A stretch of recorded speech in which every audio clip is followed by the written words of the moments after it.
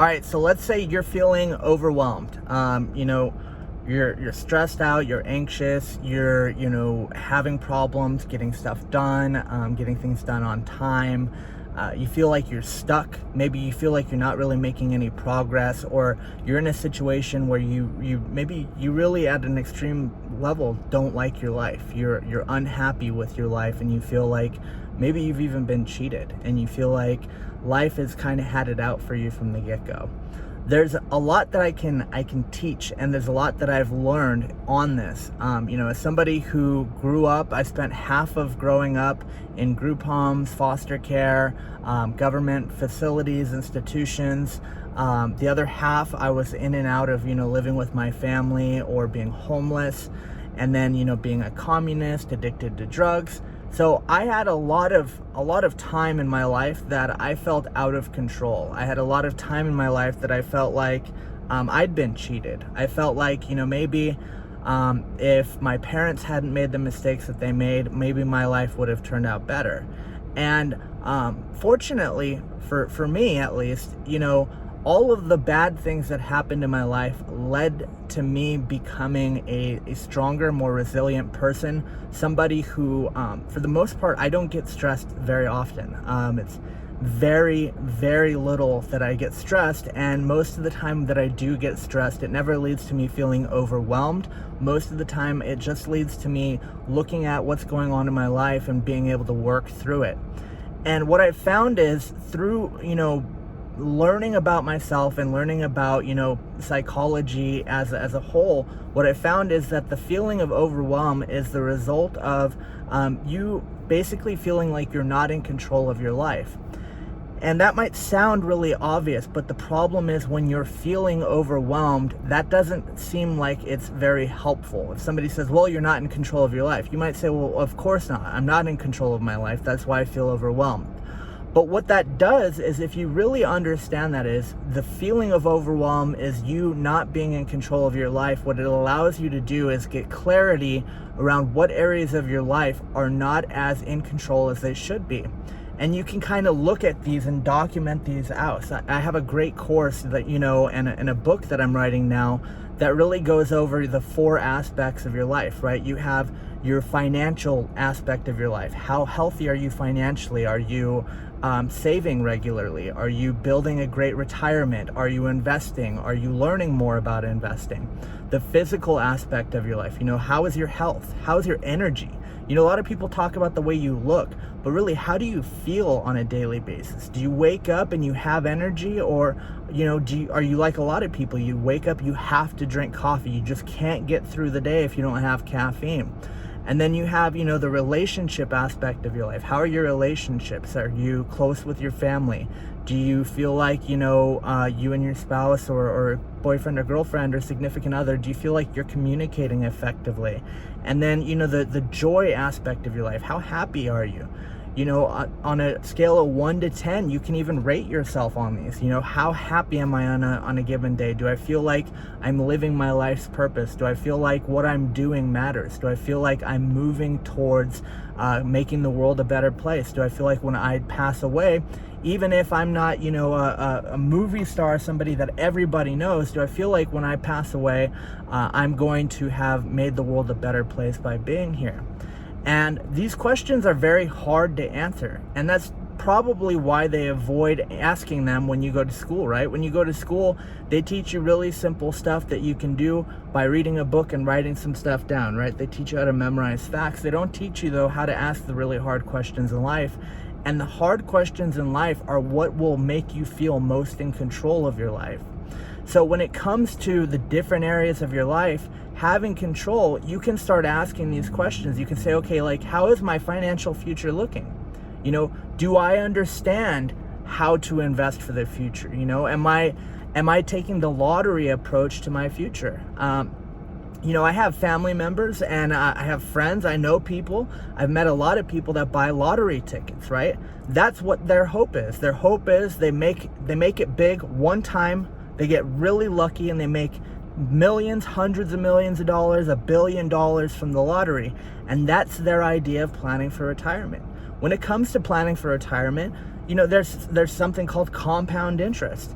If you learn about compound interest, there's calculators online. In fact, the US government provides one on a government hosted website where you can do the math. Say, okay, if I have $500 a month every month for 40 years and I compound interest at 12%, I'll end up with X million dollars at the end of those 40 years. And so when you're having this overwhelm sensation, this feeling of not knowing where you're going and not being in control of your life, what I always tell people is, it's not real until you put it down on paper. As long as your ideas and your thoughts are all in your head and just, it's like a big mess, just a big nasty mess in your head. You've got all this garbage just floating around, really weighing you down. Until that's on paper, it's not real. It's just a figment of your imagination. You're essentially torturing yourself. What you need to do is you need to pull out a pen and a piece of paper, and you need to look at the things that are causing you to be stressed. You need to say, hey, look, I'm not making enough money. My bills aren't going to get paid. I'm not going to know, I don't know if I'm going to have my house next month or my apartment next month. I don't know if I have enough money to buy food. I might need to get food stamps. My boyfriend or my girlfriend's going to leave me, or maybe we're fighting all the time, or we're not having enough sex, or this isn't happening, or maybe, it's your health. Maybe you're overweight and it's stressing you out that you can't lose weight. You just can't seem to figure it out. But what's happening is when all this is going on in your mind, it's like a circus from hell. It's just all of this stuff going around and around and around. And until you put that down on paper, you can't start to work on understanding the problem and solving it. So when you're feeling overwhelmed, you have to first of all identify what it is that's causing you to be stressed. You have to start writing things down, and you have to look at it and say, okay, why is that stressing me out? You say, well, it's pretty obvious if I'm going to lose my apartment, why I'd be stressed about that.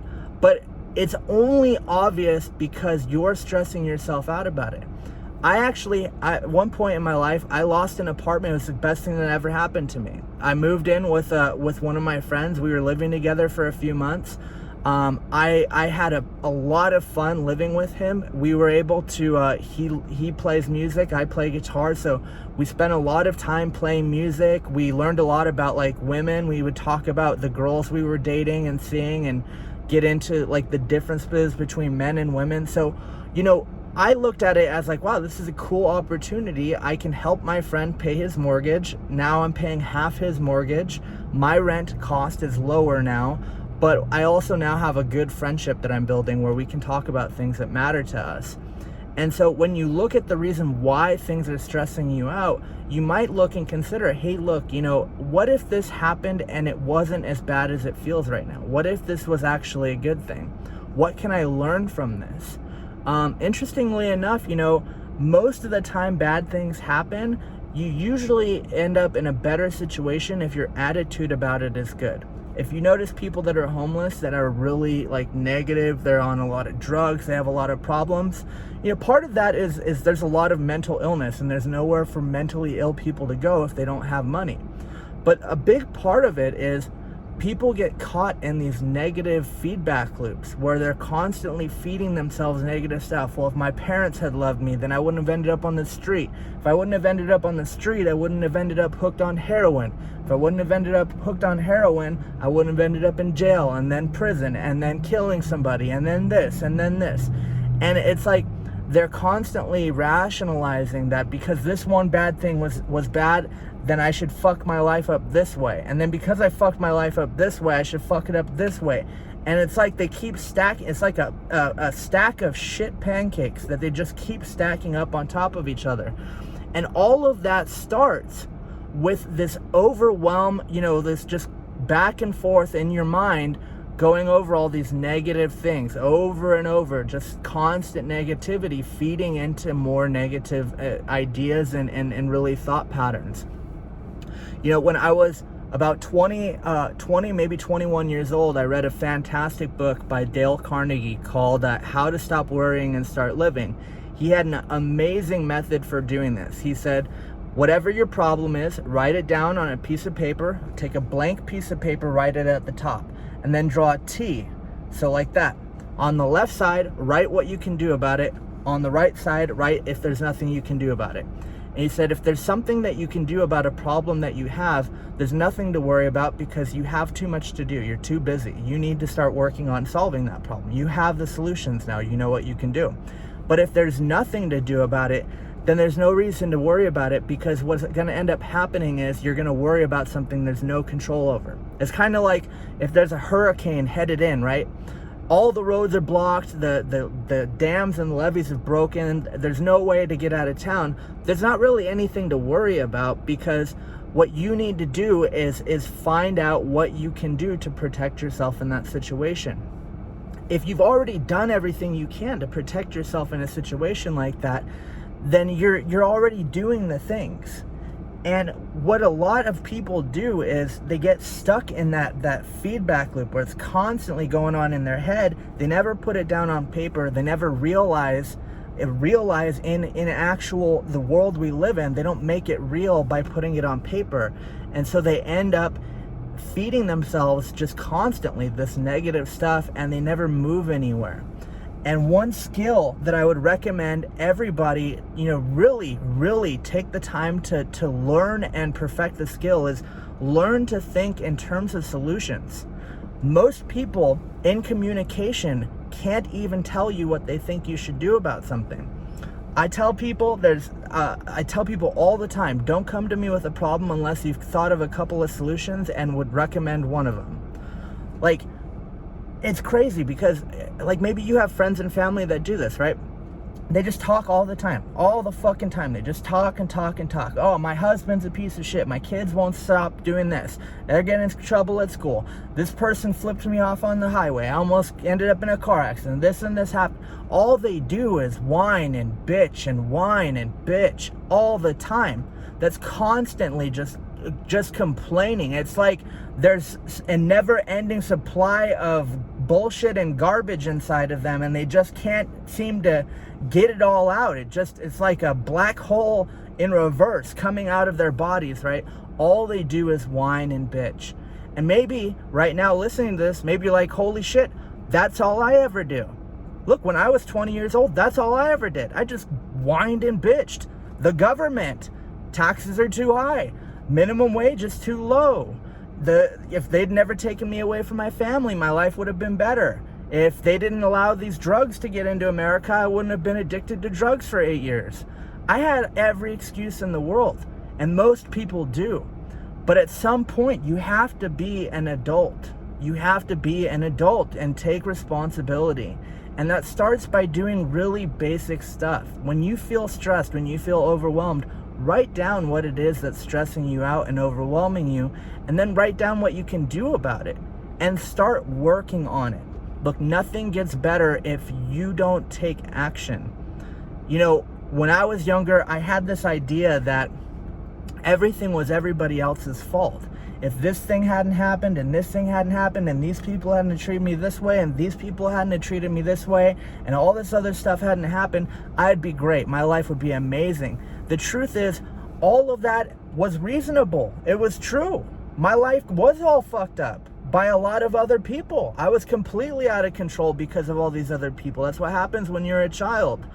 But as a young adult, I had to look myself in the mirror and say, okay, am I still a child? Is this still happening to me? Or am I just dragging this on because I just don't want to admit that it's time for me to take responsibility, even if it wasn't my fault? So when you're feeling overwhelmed, you write these things down, you write out what you can do about it, and you get to work on it. Because the truth is, look, I can tell you as somebody who's played the blame game, and I can tell you as somebody who doesn't care who to blame, there's one thing that will always make your life better, and it's taking responsibility, and from taking responsibility, then taking action. There's a lot of people in the world that want to talk about how unjust it is. And look, it is. The world is an unfair place. It is unfair. Some people are born the wrong skin color. Some people are born thinking that they're the wrong gender. Some people are the wrong gender. Some people were born in the wrong country. Some people were born in the wrong time era, right? Some people were born with disabilities. There's all kinds of like just fucking problems. There's all kinds of problems. You might even have some problems, okay? But the thing is, if you want your life to be better, you have to take responsibility even when it isn't your fault, and then from there take action. And I don't care if you're black, if you're Mexican, if you're Japanese, if you're Chinese, if you're American, if you're from South America, if you're fucking Eskimo, if you're white, if you're a man, if you're a woman, if you've got one leg, if you've got three legs, it doesn't matter.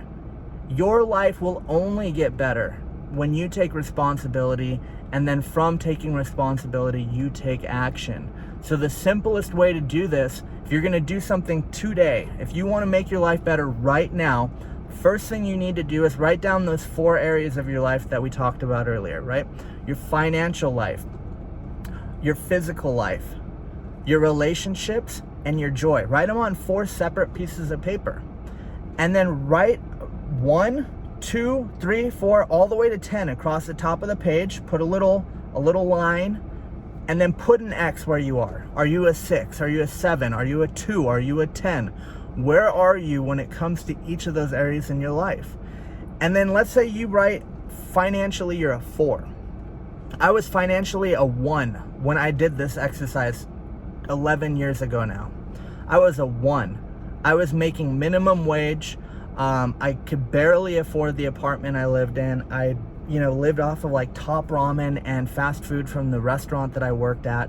I was a 1. When I wrote that down, the first thing that I did was I wrote down why I was a 1. And then every reason I wrote down, whether or not it was true, I wrote them all down. I wrote down the government. I wrote down minimum wage is too low. I wrote down all these things. And then I crossed out every single thing that wasn't something I had control over. And I ended up with a list of like 5 or 6 things that were in my control. One of those was I don't have an education. I'm not intelligent in the sense that I don't have a skill. I don't have something people are willing to pay me for. I don't know anything of value to the marketplace, right? Nobody out there wants to pay me to do anything because I don't know how to do anything. I was like, perfect. That's easy. I just need to go get some fucking books. I just need to go learn some shit that people are willing to pay for. The second thing you need to do is after you've written your list and you've crossed those things out, you need to start taking action on the things that you can do. And the way you should do this is start with whatever the highest leverage action is that you can take. Meaning, what one thing on your list is going to give you the highest chance of the best results possible. For me, going back to my financial experience was, okay, I don't have a skill, I need to learn something. I went on Google and I wrote, what can I make the most money doing without a college degree? Because I didn't have time. I had a baby on the way. My girlfriend at the time was pregnant. I was about to be a dad. I didn't have time to go to college for 4 years. I needed to figure something out in 9 months, maybe less. So I found out you could become a personal trainer and make $60,000 to $120,000 a year on average. I said, perfect, I can do that. My full-time job for the next 3 months is to study to become a personal trainer, to learn everything I can, and then get a job as a trainer. In 4 months, I was certified and in a gym within a week of getting certified training people. So you need to figure out what the one thing is. And for some of them, it's a little harder, right? For joy, you might write down a bunch of things. You might write down, I don't like the people around me. I don't like the person I'm dating. I don't like the people I work with. I don't like myself. I don't like my house. I don't like this. And you might have to go through that list and not have anything to cross out. I don't know, when I wrote my list related to like my happiness, my joy, my level of fulfillment, my level of fulfillment was low. I felt bad. I worked at a fast food restaurant. There were people that were so overweight, I felt like I should have told them to go home and cook something. Because they couldn't, they were no longer in control. The food was in control. They couldn't say no to themselves at that point, right? And I didn't feel good about that. I didn't like the fact that I knew what I was doing was making the world a worse place. People were getting sick and overweight. So my level of fulfillment was low, and I wrote down the things that I didn't like. I don't like my job. I don't like my apartment. I don't like that I have to worry about my car breaking down all the time. I don't like the person I'm dating. I don't like the people I'm hanging out with. I don't like any of this. I don't like that I have to drink every day to fall asleep. What I did was I went through every one of those and I said, what can I do just here? What can I do right now that I can get the best out of this? And I said, okay, if I want to be happier, I need to change some of the things that I'm doing that are causing me to be unhappy without me having a choice. 2 of those were really simple. Stop smoking weed all fucking day and stop drinking every fucking day. When I stopped those, my level of happiness went to like a 4 out of 5. I was like, damn, that was easy.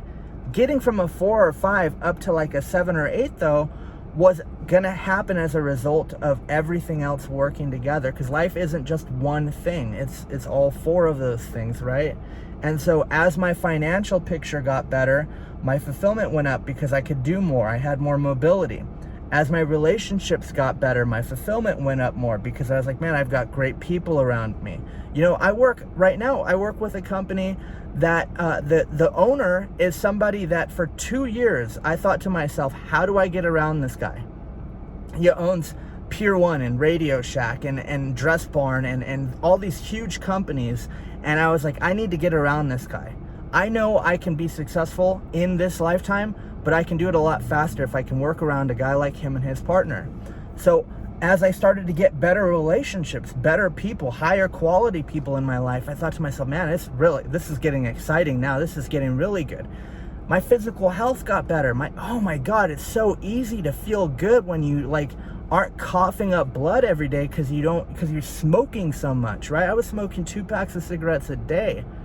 I don't know how I did anything but smoke. I was working a full-time job. I don't know how I even managed this. So your different areas of your life are going to be, for some people, it's going to be harder to get into the physical aspect of your life.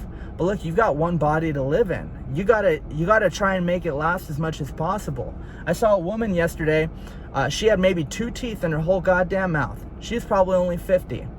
I thought to myself, that lady is going to be toothless until she dies, and she'll probably live to be 100. Half her life, she's gonna look like a one of those ogres from a movie. Like, it's just like, I have to look at things. And for me personally, look, I tell people all the time, sometimes what motivates you isn't going to be positive, right? I am highly motivated when I see a woman that's 50 years old with only 2 teeth in her mouth to brush my teeth 3 times a day, use the mouthwash and the flossing and all this stuff. Like, that's highly motivating. It's probably not nice, right? If maybe that lady sees this video, she wouldn't even know I was talking about her, but maybe she sees this video and she says, I wish I had brushed my teeth more. Maybe I wish I had planned for my retirement more. Look, you can do a lot with a little when you take advantage of compound interest.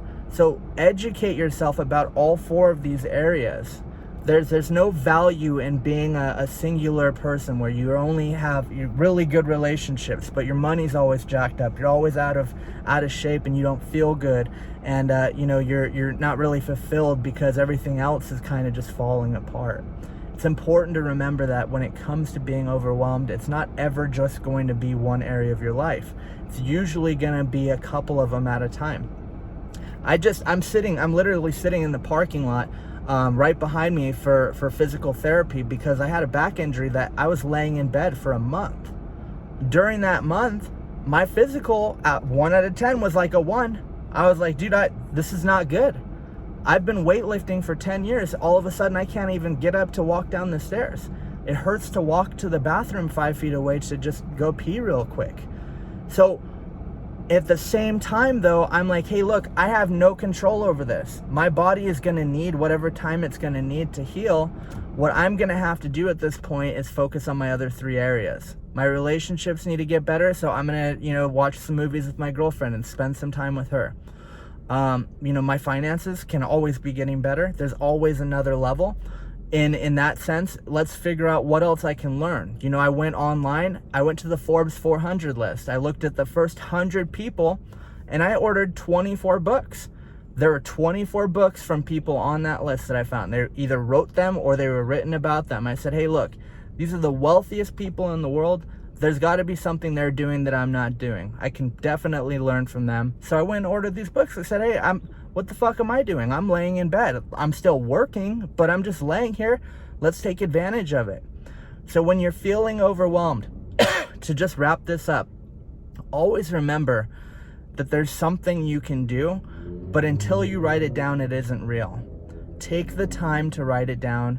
get your life back on track. The more you feel in control of your life, the easier it is to stress less, to have less issues in your relationships, with your health. Look, they say stress kills more people than anything else. Specifically stress and anger release poisonous hormones and chemicals into your body. Your body produces these chemicals. That's why, like, if you're around somebody who's really stressed all the time, they sweat and it smells bad, and it smells totally different than if somebody's sweating and working out. It's because their body is trying to expel these just disgusting chemicals that it's producing as a result of being stressed. So wherever you are in your life and whatever's going on, take the time to put it down on paper. I cannot tell you, it's so simple. It takes 2 to 5 minutes and it'll radically change your life, but you have to take the time to do it. Otherwise, you're just gonna end up going in circles all the time, and your life is your fault at this point. If you're an adult, your life is your fault now. From now on, maybe you get in a car accident and somebody fucks you up. Maybe that's their fault. But you decided to leave your house that day, right? You decided not to be extra careful. You decided not to maybe buy a car that's got the best safety rating. You decided, instead of making enough money that somebody else could drive you around, that you were going to make enough to just drive yourself around. There's always a way that you can say, hey, look, this is my fault. Take responsibility and say, hey, look, what can I do about this now? Maybe you're all jacked up. There's nothing you can do. But whatever you can do, at least do that. If you at least do what you can do, you'll go to bed and you'll fall asleep at night without ever having to worry about whether or not you're, doing what you should be doing in life.